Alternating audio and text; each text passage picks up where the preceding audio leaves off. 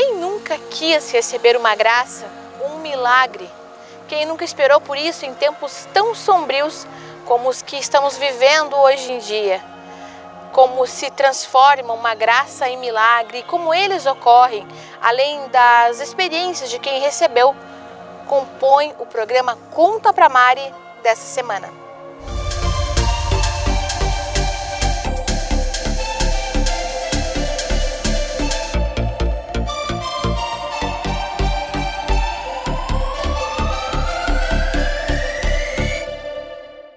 Stasiak Assessoria Empresarial, uma empresa de prestação de serviços contábeis, registrada no Conselho Regional de Contabilidade de Santa Catarina e do Paraná, atendendo toda a classe empresarial da região. Conheça a linha de serviços da Stasiak e tenha o controle sobre as melhores decisões para a sua empresa.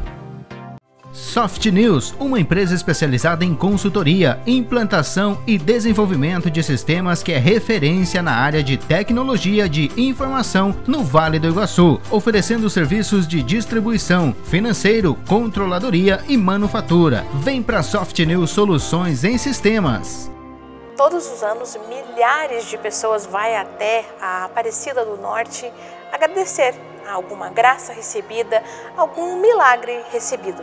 Você sabia que para a Igreja Católica existe uma série de protocolos para que o milagre seja configurado como tal? São inúmeros os motivos que levam, enfim, à canonização de uma pessoa como santa. Quem explica os detalhes de como funciona todo esse trâmite é o bispo diocesano aqui de União da Vitória, Dom Walter Jorge. Olá a todos que me acompanham aqui nesse momento em que eu fui convidado a falar sobre os milagres na nossa fé. Bem, os milagres não são assim um tema central, embora sejam bem importantes para a nossa fé, porque o tema central é a revelação de Deus em Jesus Cristo. Nossa fé, ela é toda iluminada pela revelação que o Pai fez em Jesus Cristo. Mas nós sabemos que os milagres ocuparam, inclusive, um lugar muito importante na pregação de Cristo. Então vamos assim por partes. Primeiro que Deus, ele quer se revelar a nós, mas Deus não é um dado da nossa razão.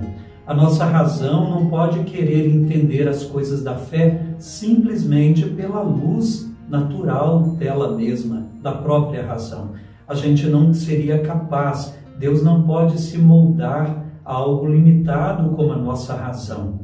A razão nos ajuda a entender as coisas naturais e a fé também vai ser ajudada pela razão.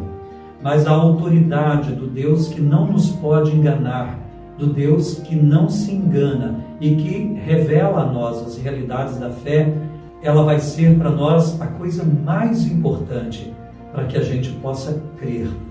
Mas Deus sabe que nós somos seres de razão, por isso Ele vai auxiliar aquilo que a razão não consegue entender num primeiro momento. Ele vai auxiliar com as graças que vêm de modo extraordinário.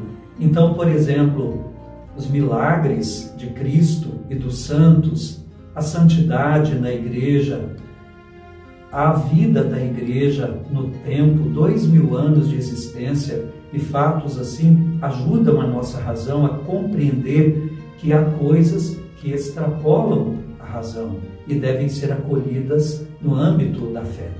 Então tratemos um pouco agora dos milagres. Os milagres seriam auxílios de Deus para a nossa razão compreender a fé, as coisas que extrapolam, que estão no campo também do sobrenatural, que vão além do que a razão pode captar por si mesma ou até os sentidos podem captar. Então os milagres vêm ajudar a gente a compreender a fé. Eles reforçam a fé, porque são coisas que fogem do natural. Assim, Cristo utilizou-se dos milagres para mostrar que Ele era o enviado do Pai. O Pai autenticava as palavras de Cristo, autenticava a sua vida através dos milagres e mostrava que em Cristo também Ele agia em favor dos seres humanos, com bondade, com amor, ajudando os seres humanos também pela via dos milagres que Cristo realizava.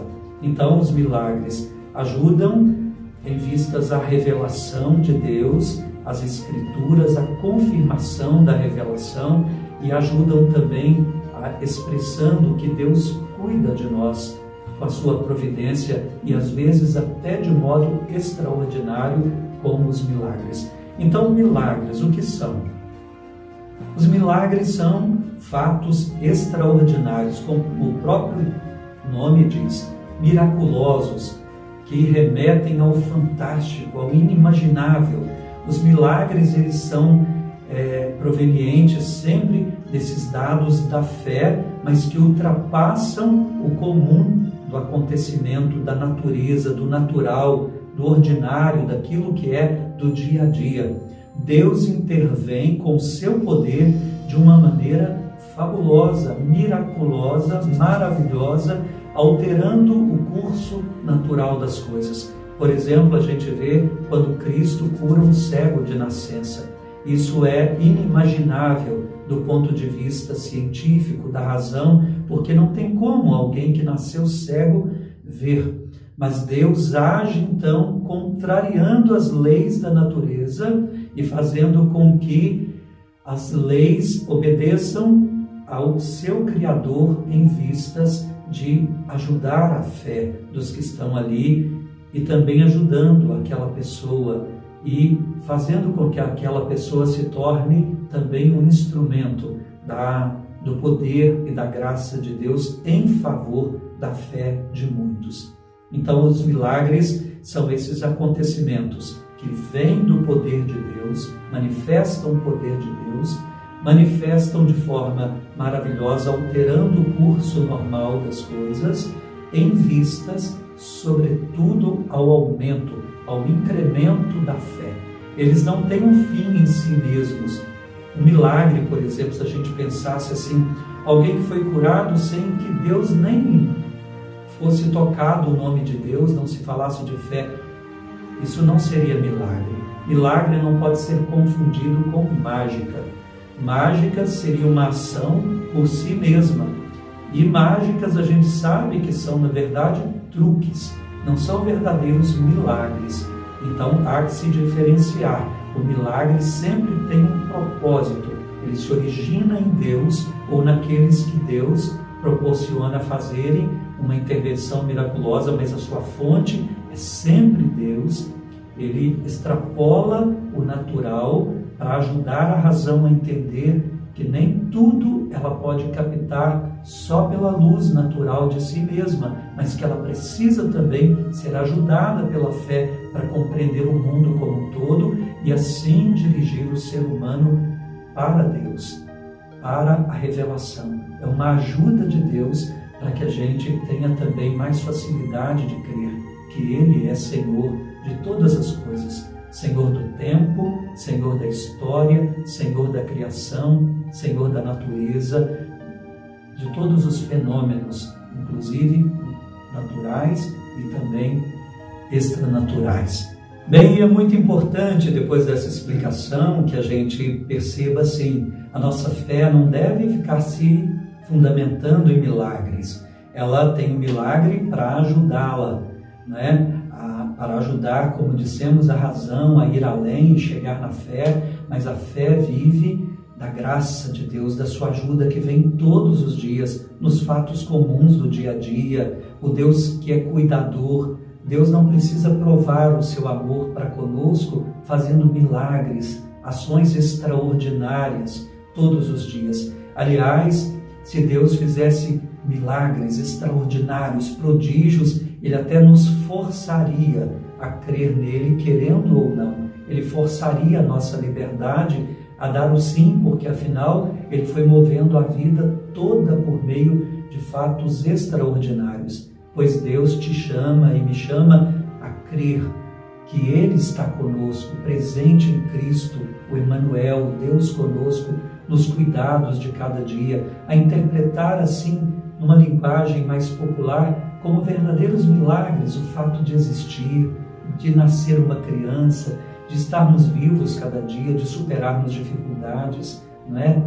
Deus é por nós e não precisa provar o seu amor fazendo milagres. Que a nossa religião não seja ávida por milagres, mas que creia nessa ajuda consistente de Deus todos os dias nos ajudando.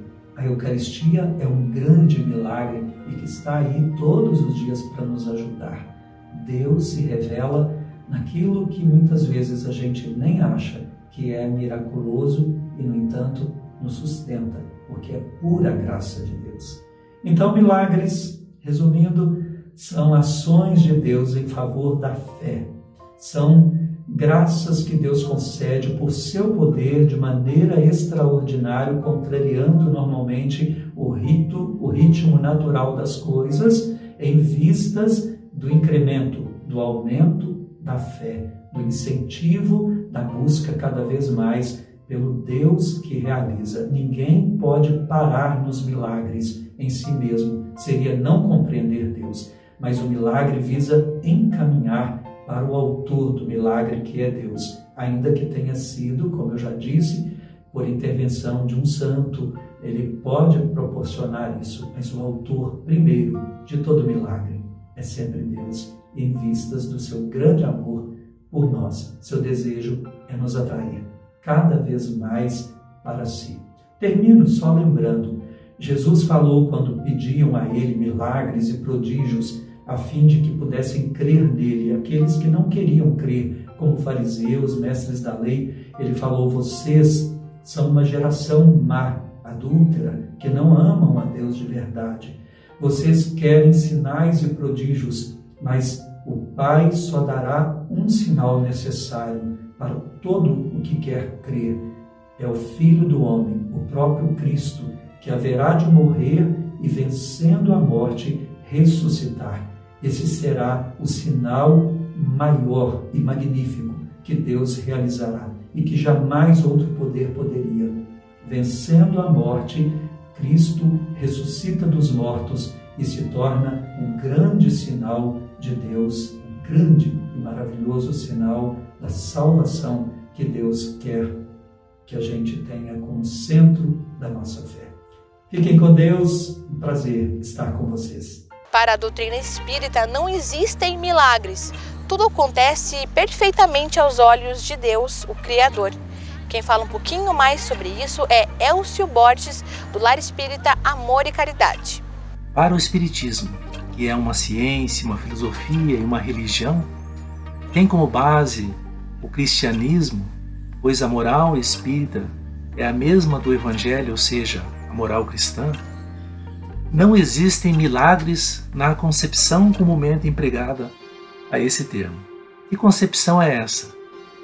Que milagre é uma derrogação das leis da natureza por meio da qual Deus manifesta o seu poder e é inexplicável. Então, nesse sentido, para a doutrina espírita, não existem milagres. Para o Espiritismo, todos os acontecimentos ocorrem dentro das leis naturais. Parte o Espiritismo do pressuposto que, sendo essas leis criadas e mantidas por Deus, e sendo Deus perfeito, não haveria motivos para o próprio Deus derrogá-las ou contradizê-las, uma vez que elas próprias derivam da perfeição, que é Deus. O fato é que tudo que é perfeito não precisa ou não carece de modificação ou de aperfeiçoamento, pois tudo nele já está previsto e providenciado sem nada corrigir nem improvisar. No entanto, a explicação espírita para os milagres defende que, na maneira de agir de Deus, não existe regime de exceção, de privilégios, nem de exclusão e muito menos de derrogação das suas leis. Todos os fenômenos podem ter explicação pelas leis naturais. Não é pelo fato de não conhecermos essas leis que proporcionam entendimento que essas mesmas leis não existem.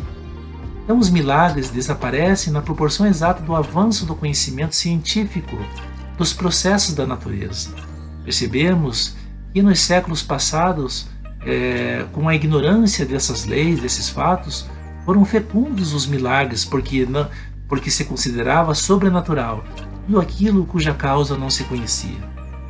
à proporção que a ciência revelou essas novas leis, esse círculo do maravilhoso, do sobrenatural, foi se restringindo. E é por esse motivo que muitos fatos, ainda científicos, são igualmente, nos dias de hoje, considerados como milagrosos, uma vez que o vulgo desconhecem as leis que regem as suas manifestações.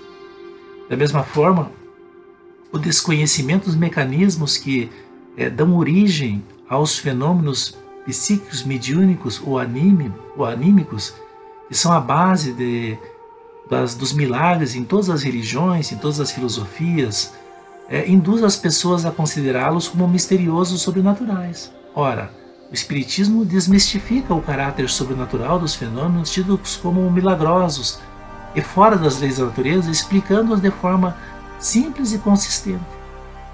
Assim, não é da alçada do Espiritismo a questão dos milagres, mas, ponderando que Deus não faz coisas inúteis, ele vai emitir a seguinte opinião: não sendo necessário os milagres para a glorificação de Deus, nada no universo se produz fora dos âmbitos das leis gerais. Deus, para a doutrina espírita, não faz milagre, porque, sendo como são perfeitas as suas leis, como ele mesmo é, não é necessário, então, derrogá-las. Se há fatos que não compreendemos, é que ainda nos faltam os conhecimentos necessários. Então, o Espiritismo ele se envolve com explicações lógicas para o entendimento dos fenômenos conhecidos como sobrenaturais.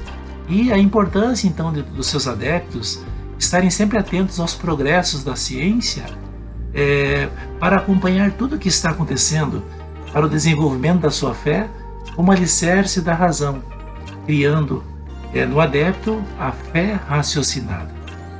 Então agradecemos a oportunidade que os amigos nos dão de estarmos refletindo acerca dos milagres na concepção espírita. Para a Assembleia de Deus, curas e milagres existem e acontecem sim. Inclusive a igreja promove cultos de curas, milagres, libertação. Quem explica um pouquinho mais sobre esse assunto é o pastor aqui da Igreja de Una da Vitória, Valcir Benta. Gente amada do coração, eu sou o pastor Valcir Benta, pastor presidente da Assembleia de Deus de União da Vitória. E que prazer poder comunicar com você, poder trazer uma mensagem de esperança para você num momento tão singular, num momento nunca visto na face da terra.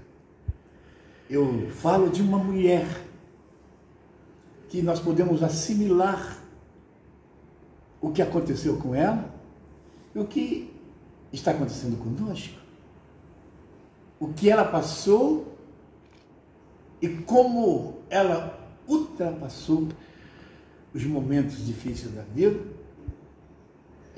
como a nossa caminhada nesse momento também tão difícil. Sabemos nós caminhar nesse momento, viu? Ela se chamava Agar, ela foi despedida e ela foi a caminho do deserto. Ela precisava atravessar o deserto com o filho pequeno nas mãos. Eu não sei se o filho perguntara: mãe, aonde vamos dormir? Mãe, o que vamos comer? Aonde vamos passar a noite? Eu não sei se a mãe também pôde responder o seguinte: nós não temos casa, nós estamos no deserto. O que tinha essa mulher? Ela tinha um deserto para atravessar. Observe bem, um deserto para atravessar. Ela tinha na mão um odre com um pouquinho de água que estava acabando no deserto. Ela tinha uma bolsa com alguns pedaços de pão que também estavam com ela para atravessar o deserto. Ela tinha um deserto para atravessar, mas o momento foi tão crucial, tão difícil e tão singular também para ela, que ela acabou o pão, acabou a água. E quem sobrevive no deserto assim? A Bíblia diz que ela colocou a criança embaixo de um pé de espinheiro e correu a uma distância onde ela não visse o filho a morrer. A situação era tão difícil, mas o milagre estava tão próximo de acontecer. Você está passando por um momento tão difícil, senhoras e senhores, amigos dessa cidade, União da Vitória, Porto União, cidade Círculos vizinhas.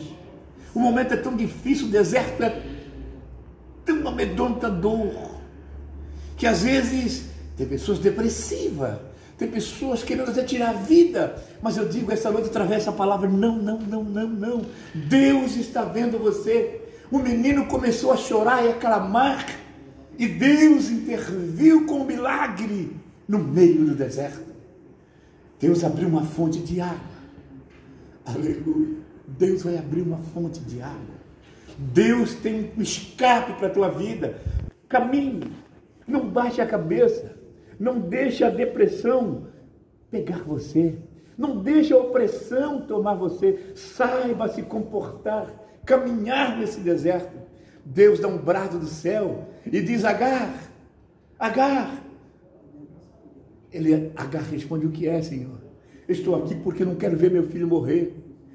Aí Deus diz: eu ouvi a oração do menino. Agar, eu ouvi o clamor do menino. Agar, o menino clamou por o céu. E um milagre aconteceu na vida dele, tem uma fonte de água. Vá lá beber, dá água a ele. E ambos atravessaram o deserto. Ah, meu amado irmão, ele não morreu, você também não vai morrer. Essa depressão, essa opressão que quer bater a tua porta, ela vai sair. Através desta mensagem, receba um renovo, um milagre no meio da pandemia. Um milagre em meio a esse caminho tão difícil que estás a trilhar. Quando, na verdade, Pedro estava desiludido, porque não tinha que voltar a pescar. O momento era horrível na vida dos discípulos. Sim, eles estavam espalhados. Parece que a igreja acabara. Então Pedro pega as velhas redes, o barco que sobrara, e disse: eu vou pescar. Mas o Senhor tinha dito a Pedro: tu nunca mais serás pescador de peixe, tu serás pescador de alma, pescador de homens. Sabe, meu irmão, Pedro foi pescar, e você sabe da história. Ele pescou a noite inteira, ele atravessou a noite. Ele era um pescador profissional. Sim, ele sabia o local onde se podia pegar o peixe, porque ele tinha barcos de pesca. Mas ele pescou a noite inteira. E quando estava amanhecendo, ele disse: eu não entendo. O negócio não está bom. Algo errado está acontecendo. Eu não sei o que você está dizendo. Eu estou com medo. Não está bom. A pandemia, essa dificuldade, os comércios fechados, tantas coisas acontecendo. Deus vai fazer um milagre na tua vida. Se você crer, a Bíblia diz: tudo é possível que crer. Quando Pedro puxa o barco, desanimado, dizendo: desta vez acabou. Eu não tinha que pescar, eu fui pescar, não peguei nada, não, mas nenhum peixe ele pescou. Mas quando fora de manhã cedo, já querendo clarear, ele puxando o barco, na praia estava Jesus. E o milagre acontecendo. Que milagre era, pastor Valcir? Jesus assou peixe. Aleluia. Ele assou peixe, trouxe mel e pão. E ele disse: pegaram alguma coisa? Disse: nós não pegamos nada, Senhor. Aleluia. As coisas não andam bem, Senhor. As coisas estão difíceis aqui em casa, na minha empresa, na minha família, na minha cidade, Senhor. O Senhor disse: vocês não têm, mas eu tenho. E eles vieram comer. Eles vieram participar do banquete com Jesus. E Jesus perguntou a ele coisas que fazia parte do reino de Deus. E ele disse: tu me amas, Pedro, então apacenta o meu rebanho. A minha igreja não pode se extraviar, Pedro. Pedro, chorando, comeu pão, comeu peixe, comeu mel. Aleluia. Levantou a cabeça e dali em diante ninguém mais segurou a Pedro. Eu profetizo para você, como pastor dessa cidade, que haverá um milagre na tua casa. Haverá um milagre no meio dos teus filhos. Fica tranquilo. Não te desespere. Não cometa loucura. Não saiba caminhar no deserto. Ó, diga comigo assim, o deserto tem começo, tem meio e tem fim. E Davi disse claramente, o Senhor é o meu pastor e nada me faltará. Se Ele é o teu pastor, nada vai te faltar. Ele me guia a pastos verdejantes. Ele é o teu guia e vai te levar para o lugar de milagres. Pastos verdejantes. Sim, Ele vai fazer isso com você. Tão somente creia em Deus. Creia no milagre. Creia em Deus. Agora é momento de usar a fé. É momento de olhar para o céu e saber, aleluia, que a terra está cheia da sua grandeza. O sol brilha até hoje. Nasce sempre no mesmo lugar, entra sempre no mesmo lugar. Você olha os animais sempre pastando como Deus deixou. Deus é dominador. O Senhor, Ele diz, a terra está cheia da tua glória, meu Senhor. A terra está cheia da glória. É momento de usufruir a fé. Observe. Quando começou a pandemia, Ismael, Estevão, nós podemos ver aviões parados. O mundo inteiro, não tem para onde ir. É um momento singular. Algumas coisas aconteceram na vida da gente, na vida de uma cidade, na vida de uma família, que eles diziam, vou lá para a casa da minha avó, vou lá para o sítio e tal. Agora não tem saída, é olhar para o céu. Vai acontecer um milagre. Observe bem, até aqui, Deus tem guardado você. E eu profetizo a bênção sobre a tua casa em nome do Pai, do Filho e do Espírito Santo de Deus. Receba. Você acredita em milagres? No programa de hoje nós reunimos algumas histórias de pessoas que vivenciaram milagres em suas vidas. Acompanhe. Eu me chamo Márcia, tenho 51 anos, moro em Porto União, Santa Catarina. Minha profissão é vendedora. Eu estou aqui a convite da Mariana Onesco, né, para contar a minha história de superação e milagre, né. E então, se fosse para me contar minha história toda aqui, eu ia precisar no mínimo 1 hora, mas vou resumir em mais ou menos 5 minutos. Minha vida nunca foi fácil, né, desde a infância, e fiquei viúva aos 25 anos, com 2 filhos pequenos, né, e claro que hoje eu já refiz minha vida novamente, né, e a minha vida sempre foi difícil, trabalhando e tal, né. Aí em 2016, que foi a história do meu milagre, eu sofri uma queda de 4,20 metros de altura e fraturei a minha coluna, tive explosão da L1 com compressão da medula e fraturei braço, mão, né, bati a cabeça. Então eu fui levada pelos bombeiros até o hospital APMI em União da Vitória. E de lá, no mesmo dia, eu fui transferida para o Hospital do Trabalhador, em Curitiba, onde eu fui atendida. E eles fizeram a minha cirurgia, né? Mas eu tinha poucas chances de voltar a andar. Só que a minha fé sempre foi muito grande e eu recebi muita oração. A oração tem poder muito grande. Então, com 3 meses, eu já estava com físios e começando a dar os primeiros passos, né? Eu tenho hoje 2 barras de ferro na minha coluna, 10 pinos cada lado, né? Meu braço é todo de ferro, né, por dentro, mas eu tô andando e com minhas limitações, mas estou andando, eu vou e venho, eu sou independente, né, assim. E eu costumo dizer que a minha fé me salvou.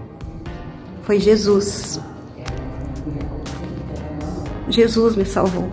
E agora apareceu uma suspeita nos ossos, né? E eu acredito que vou ter mais um milagre e vou ficar bem. Eu gostaria de falar muito mais para vocês, mas a fé move montanhas, a oração tem poder. E eu posso dizer com toda a convicção do mundo, eu sou um milagre vivo. Não sou uma história, eu sou real, eu sou bem real. Olá pessoal, eu sou a Mari, E hoje eu estou aqui participando do programa Conta Pra Mari. E vou contar para vocês uma graça que eu recebi quando eu tinha 13 anos de idade. Na época, então, aos 12 anos, eu fui diagnosticada com tireoide, uma glândula, né, que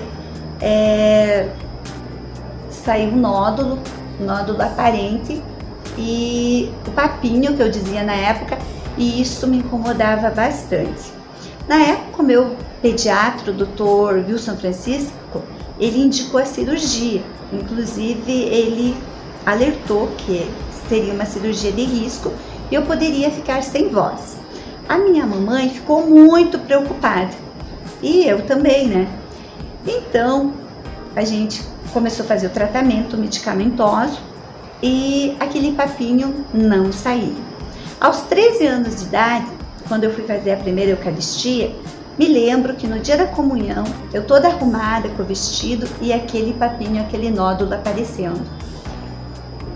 Fiz a primeira comunhão, passado alguns dias eu retornei à missa. No final da missa, eu fui ao altar e olhei para a cruz de Jesus Cristo que estava lá no alto. Nesse momento eu vi o Frei Celestino circulando pelo altar. O pessoal deve lembrar do Frei Celestino. E eu chamei e disse: Frei, você cura o meu nódulo? E ele pediu para mim fechar os olhos e fez uma oração. Eu direcionei o meu pensamento à cruz de Jesus Cristo. Quando eu abri os olhos, eu acreditava que já estava curada. Fui para casa, passado alguns dias, a minha mãe perguntou: Ivane, aquele nódulo na tua garganta, ele sumiu. E eu disse: sim, Jesus curou. Ela, né, preocupada, levou eu ao médico, o qual, quando examinou, achou estranho, né, o nódulo ter sumido assim. Até falou que poderia ter sido medicamento, mas que ele não acreditava porque era indicação para cirurgia. Então solicitou os exames e quando veio o resultado dos exames, ele, surpreso, falou: a Marivane está curada. Então ele suspendeu todo o meu medicamento e eu fiquei muito contente, a minha mãe também. Saímos vibrando de felicidade do consultório médico e nunca mais eu tive esse nódulo, esse papinho. Até por sinal, meu pescoço eu gosto muito e agradeço a Deus todos os dias por esse milagre que eu alcancei. Tanto é que nas gravidez a gente tem que fazer o exame T4, que é o que indica se tem ou não tem alguma alteração hormonal na tireoide, e os meus exames sempre deram negativos. Então foi uma graça que eu alcancei e hoje eu sou grata por tudo isso. Então hoje a gente vive aí a época do coronavírus e eu quero passar uma mensagem para vocês, que a nossa fé, ela é o veículo para se alcançar um milagre. Então vamos ter fé que tudo isso vai passar e logo a gente vai poder comemorar aí a nossa vitória, um verdadeiro milagre, tá bom? Muito obrigada por mais esta oportunidade. Silvia Nielsen é empresária aqui em União da Vitória e também teve essa graça de receber um milagre. Na verdade, quem recebeu foi a filha dela, a Maria Clara, e a Silvia vai contar um pouquinho para nós que história é essa, Silvia. Conte para nós então qual era a situação da sua filha, sua terceira filha, e o que aconteceu. Então eu estava no 6º mês de gravidez e estava tudo bem. Tive no comecinho da gravidez, tinha descolamento de placenta, mas fiquei em casa, depois foi tudo normal. E numa consulta de rotina, né, que todo mês tem que ir lá, o médico pegou e avaliava os exames que eu tinha feito em São Mateus, avaliava os exames e daí olhava para minha barriga. Avaliava os exames e olhava para minha barriga. Daí ele falou assim: vem aqui que a gente vai conversar. E quando ele falou isso, ele mostrava assim o desenho, ele mostrava os exames, ele mostrava que esses ventrículos têm que estar todos fechados. Certo. E o dela estava enchendo de água. Caracterizando isso... Essa imagem é da cabecinha. É da cabecinha dela. Da cabecinha dela, né? Então a gente vê aqui estava errado, né? Sim. Mostrava que tinha alguma coisa. Tinha alguma coisa. Certo. Confirmado. Você está Confirmado. contando que fez os exames num centro muito bom, inclusive, né? Isso. Com imagens 4D. 4D. Então não tinha erro. Não. Foram feitas várias imagens para ter certeza. O que significava essa alteração? Ventrículomegalia leve, no começo, que foi a primeira vez, e depois caracterizava quando começou a crescer hidrocefalia. Que susto, mãe. Susto. Foi choro, foi desespero, não sabia o que fazer, porque não era um diagnóstico com tratamento, não tinha o que fazer. Vou tomar tal remédio e vai diminuir a água da cabecinha dela, não tinha. O médico falou assim, que era um controle a cada 15 dias, e depois com isso daí a gente ia tomar alguma decisão mais perto do nascimento, se eu ia fazer uma cirurgia dentro da minha barriga, colocando um caninho na cabeça dela para drenar essa água para o rim. Ou seja, era muito grave a situação. Muito grave. E segundo uma médica, né, até mesmo aqui da cidade, ela não ia andar, ela não ia falar, ela ia ser estado vegetativo, né, porque quando hidrocefalia, ele tem outros problemas, não é só a cabecinha. Quando a cabecinha está pressionada, então são vários órgãos que não estão funcionando direito. Então, Silvia, não conformados, vocês foram em busca de um milagre. Milagre porque a gente chegou em 3 médicos falando a mesma coisa. Até a minha médica de São Mateus, ela é evangélica. E ela mandava muitas mensagens para mim todo dia, falando para mim acreditar, mandava passagens bíblicas para mim, falando: Silvia, acredite e o sol vai voltar a brilhar e você vai ver que vai ter um milagre por aí. Ela só queria palavras boas e eu só ligava chorando, né? Falava assim: doutora, o que eu faço? E era tudo de oração. Era a minha família fazendo o terço da libertação, era o terço, era a conversa com os pastores da igreja luterana, na época o pastor Marino. E aqui também a minha mãe fazendo promessa, né? Meu pai ajudou até a catedral na época. E meu marido falando assim: se ela melhorar, a gente vai para Aparecida. Isso tudo na barriga, sem nada ainda confirmado. Então isso foi com 6 meses, faltando 2 semanas para mim ganhar ela. Fui na consulta, eu já tinha uma vez assim que o Marcos falou: se a gente escolheu para ser pai dela, a gente vai acolher. Não tem o que a gente fazer. Começaram a se conformar no finalzinho da gestação. No finalzinho, ele falou: você está em uma depressão, você só chora. Essa menina vai nascer chorona, até ele fala, né? Falava, e daí quando faltava assim 3 semanas, as últimas consultas toda semana, o médico assim, vendo minha barriga, e olhava no exame de novo. E olhava minha barriga e falei: aumentou a cabecinha dela. E ela já estava pronta de nascer, ele olhou assim, e jogou a cadeira para trás e olhou: vocês rezaram, né? Falei: rezamos, até me emociona me arrepia aqui também. Daí eu falei: por que, doutor? Desapareceu a água da cabeça dela. Ele falou: nunca vi isso. Olha, eu fico assim. Nossa. Ele falou: nunca vi isso, desaparecer a água da cabeça dela. No dia do realmente um milagre. Foi. Até ele mesmo, assim, ele falou, ele se assustou, ele falou: vocês rezaram? O que vocês fizeram? Eu falei: só rezar.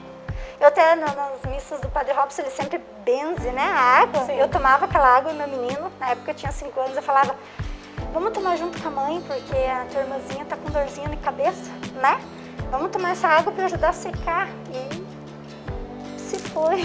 Vocês conseguem atribuir exatamente a algum processo ou foi tudo isso? Foi tudo isso. Foi tudo, a fé. A fé. O meu marido... A fé realmente removeu montanhas e removeu esse obstáculo na frente. Em momento algum ele duvidou que isso não ia acontecer. O Marcos, desde o começo ao final, ele falou assim: vai dar tudo certo. Nós temos que passar. O marido que mais teve, que liderou ele que liberou, caminhada. ele que me levou, ele falou assim: a gente vai sair disso junto, a gente entrou junto. Então ele que me colocou assim: pense dessa forma que vai acontecer assim. Como é que foi o nascimento da Maria Clara?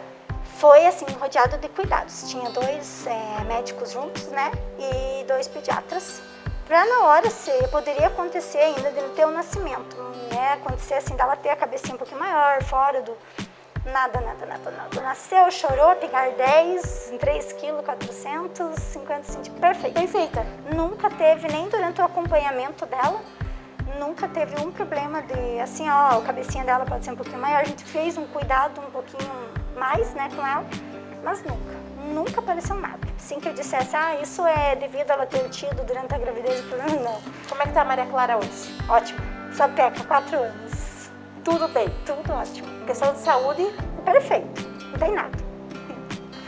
Como é que você se sente tendo tido esse privilégio de receber essa graça, esse milagre tão especial? Abençoada. Eu sou grata todos os dias. Nós somos abençoados. Eu e meu marido. É bênção em cima de bênçãos. Antes disso, quanta coisa a gente nunca deixar de ter fé. E isso para mim foi a maior prova de nunca duvidar, né? Porque a gente diz que tem fé, mas duvida, né? Ah, será que isso vai mesmo acontecer? E a fé é não botar dúvidas, né? Acreditar que vai dar, nós somos abençoados. A fé é o enxergar sem estar vendo. Isso, enxergar no escuro, né? Você sem acreditar. conhecer, sabe? O que você deixa de mensagem para quem está acompanhando e tá em dúvida ou tá querendo desistir? Eu acho que não tem mais esperança. A esperança existe, ela nunca pode parar. Porque se você tem algum problema e colocar nas mãos de Deus, Ele vai te colocar no caminho certo. Só que às vezes as pessoas não querem ouvir. Às vezes o caminho certo é um pouquinho mais tortuoso. Então, às vezes a gente tem que passar por provações para deixar nós melhores, sermos seres humanos melhor e caminhar na vida do lado certo. Eu acho que nunca desistir. Antes da gente encerrar, eu queria te perguntar, desde o nascimento da Maria Clara, desde dessa graça, esse milagre confirmado, mudou algo na rotina de vocês? Vocês têm rezado mais ou vocês pagam alguma promessa, alguma coisa assim ou não?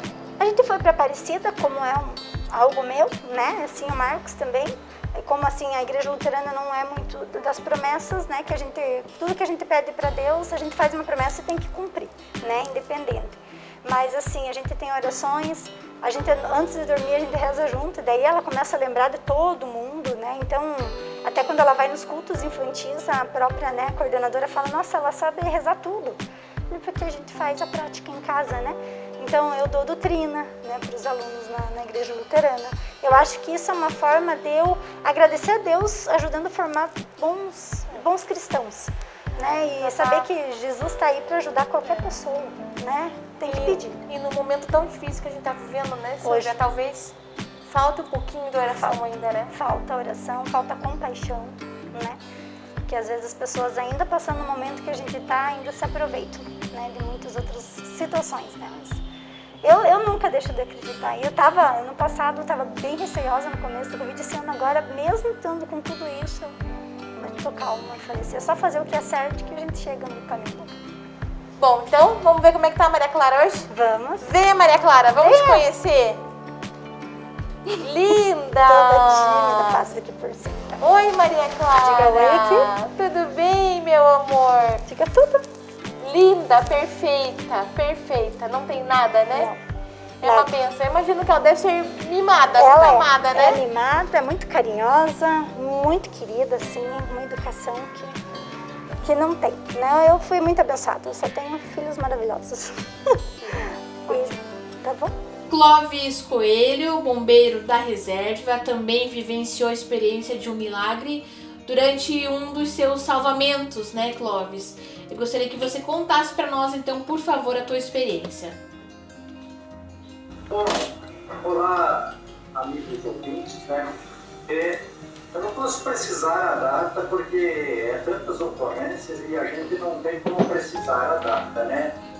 Mas é um dos fatos mais inusitados das Gêmeas do Iguaçu, do tempo que o bombeiro atendia a região sul do Paraná e o Planalto Norte de Santa Catarina. Então nós tínhamos uma região muito grande para atender. E é um dos fatos mais inusitados que aconteceu durante a minha passagem de 35 anos pelo Corpo de Bombeiros. O fato é o seguinte, houve uma tentativa de suicídio na ponte do Luiz Escaramela.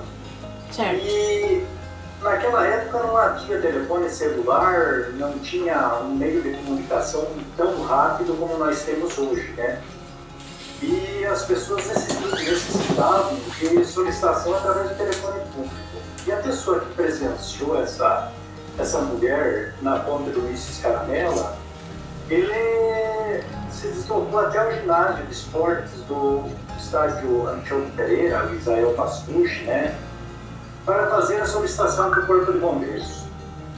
Nós, nesse atendimento da ocorrência no quartel do Corpo de Bombeiros, deve ter levado já uns 5 a 6 minutos para ele sair de lá, vir até no ginásio e ligar para nós. Então, a gente deslocou-se para o Corpo de Bombeiros E com a viatura, a lancha, até fazer engatar, colocar material em cima, se ajeitar para sair, demora um tanto também. A gente saiu de lá pela rua 7 de setembro, com bombados e tudo, sabe? E a gente tinha um local próprio para desembarque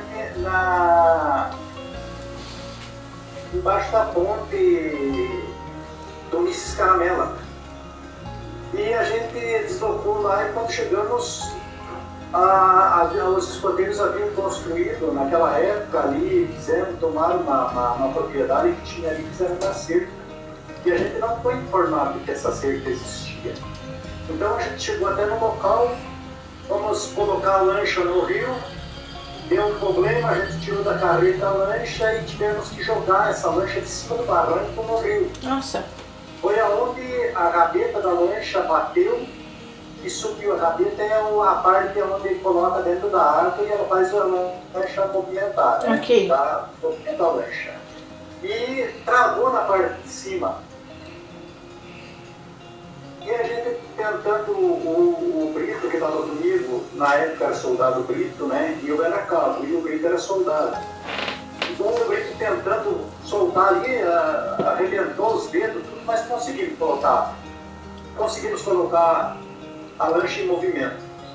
E eu fiquei de pé na ponta da lancha e a gente começou a descer o rio, mas ali já sem esperança de encontrar alguém, porque não tinha possibilidade. O Rio Iguaçu estava muito cheio naquele período e a ponte danada uns 25 metros de altura. Nossa! E a gente descendo o rio, de repente a gente avistou um corpo no rio. Mas o estranho desse corpo é que esse corpo estava... A mulher estava desmaiada, ela desmaiou em cima d'água. Nossa! E aí ele disse assim, eu vou desligar o motor para que a gente consiga pegar ela, porque a onda ainda não passa a afundar. Olha, a gente até tinha achado que ela estava morta, né? E aí naquelas alturas ele desligou o motor e eu estava na ponta da lancha, fui lá, peguei no pé dela, quando eu segurei, disse, não, essa tá segura, né? Se morreu, se tá morta, eu não sei, mas ela tá segura. Dali não saía. Ele só tá dentro da lancha, né? É. A ambulância se deslocou para o parque ambiental. A ambulância já estava no parque ambiental esperando. A gente colocou na lancha e levamos para a ambulância. Mas o fato mais importante dessa história toda é que ela estava no nível da água, ela estava o corpo inteiro na flor da água.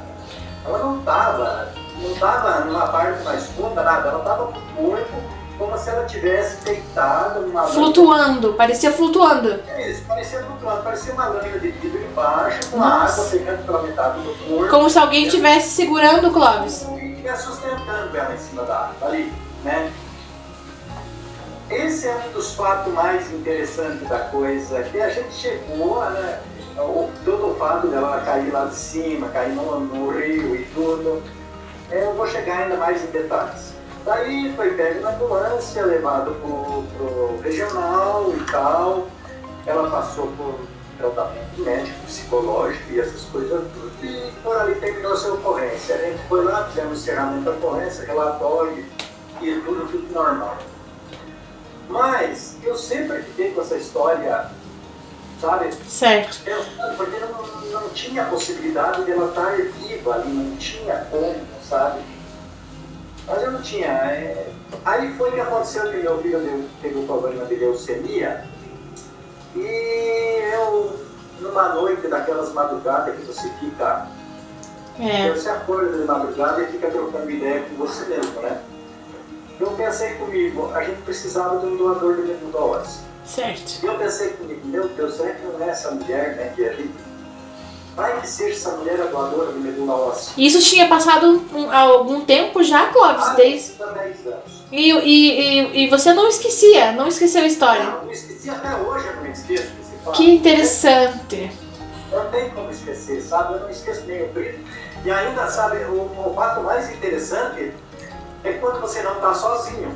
É. Porque sozinho até você duvida da coisa, né? É. Mas quando você tá com alguém, daí não tem como duvidar, porque a pessoa tá ali pra me confirmar. O Brito, seu colega, também presenciou e também se impressionou com a mesma situação. Na mesma situação, né? Na mesma situação. Então, aí com esse fato do ocorrido do meu filho com leucemia e tal, eu pensei que, pô, eu sabia onde ela morava, lá no Pinhalão, né? No Bom Jesus. Se eu vou até lá. Vou conversar com ela para ele fazer um teste, né? De medula, vai que dá certo, sim, né? Sim. A gente não tem nada a perder mesmo, então, pô. Aí fui lá, ela não morava mais lá no Bom Jesus. Aí eu fui lá e conversei com a família dela. Aí a mulher disse, não, ela mora hoje em Nova Trento. Nossa. Lá na Nova Paulina lá. Eu tenho um parente ali em Balneário Camboriú, Itapema, por aí. Quer saber de uma coisa? Eu vou pra lá. E a gente podia viajando pra Florianópolis mesmo, pra cima e pra baixo, né? Eu disse, eu vou pra lá. Certo. E foi. Aí ele falou, não, eu tô lá, vou encontrar ela. Aí cheguei lá, fui me informar, procurar, achei a casa. Não, mas ela só chega às 5 horas da tarde. Não, tudo bem, então volta aqui às 5 horas da tarde. Aí cheguei lá, esperando, voltei 5 horas da tarde, né? Ela, de repente, tinha uma mulher e eu disse pra minha esposa, pra ela, espera, é aquela mulher. Já sabia. Uhum. Daí eu fui falar com ela, né? Eu disse assim, oi, tudo bem? Ela falou, oi, tudo bem? Eu disse, você não me conhece, você não lembra de mim. Mas fui eu que te tirei do rio aquele dia. E eu vim aqui para conversar com você. Eu tenho um filho que tem leucemia e a gente precisa de um doador de medula. E eu gostaria de saber se você tem a possibilidade de fazer o teste, né? Ela disse, eu tenho outra reunião aqui no Rio. Eu vou lá e faço lá. Certo, você pode fazer em qualquer lugar, já que você vai para lá, você faz, né? Aí que comecei a conversar com ela. Tá. Né? A respeito. Olha, eu queria saber, né? Sobre aquele dia. Daquele dia. A circunstância não adianta você falar porque não levou a nada de certo. Que ela foi fazer aquilo, né? Daí eu perguntei pra ela, você sabe nadar? Eu disse, não sei nadar. Nossa. É a única água que eu vejo realmente é na chuveira. Olha só. Eu nem Daí eu disse assim, mas o que aconteceu aquele dia? Ela me relatou a questão e tal, né? Não entrou em muitos detalhes também, eu também não queria saber muitos detalhes, né? Ela disse assim, pois é, eu saí caminhando e... eu estava desgovernado, deixei ele na ponta e resolvi, disse, eu vou me suicidar. Eu não tenho mais nada a perder. Então, ela foi lá e chegou na ponta, como já havia relatado, né? Ela pulou no rio. Mas quando ela caiu na água, ela disse assim, quando ela caiu na água, ela se arrependeu. Nossa. Se arrependeu de ter feito, né? E daí ela pensou assim, eu vou tirar a jaqueta, né? Fica mais leve. Ela estava de tênis, de calça print, de brinco, de jaqueta, tava de roupa normal. Ela não tirou a roupa pro lado. Sim, com certeza. E quando ela foi tirar a jaqueta, uma voz falou para ela assim, não tire a jaqueta.